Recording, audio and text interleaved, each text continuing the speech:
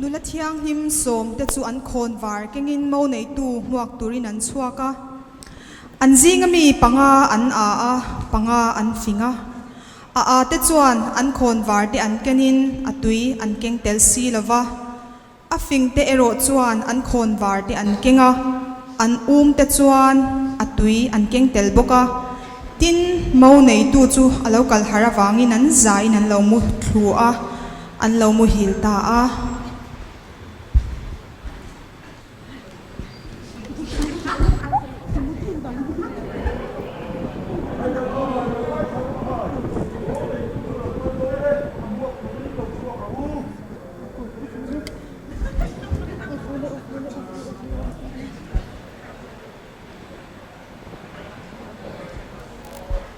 Hello.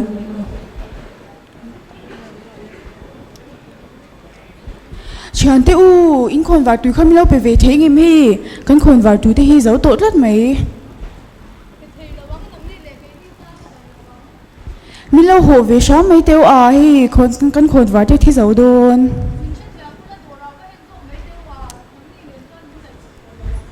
ê anh ấy chàng te u đùa chân và cái vắt thì là căn khôn vạt túi te vào làng nhang mô này tôi sẽ lâu đều đều đều gần về mình lộc lắm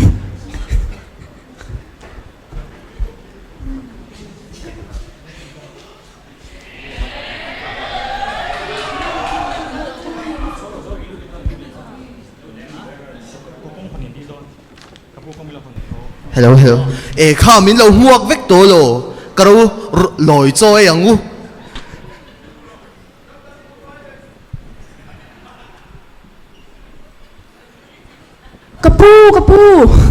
Kapu, kung mila hon về sớm thấy em không ai in. Ti tak meu in kasi la châu, tu ma kasi ngai lâu châu. Lo không ai in. Ai kasi ngai lâu châu. Kapu không ai min lụt sớm rồi. Không ai. Ai. Chu ti chuan ngai ven ro u ani le ahun chu kan shesi lova eng tiklai po pathian tok thei turin kan mun te ulukila ama nai zelin in ring rengin i omang u kan lo me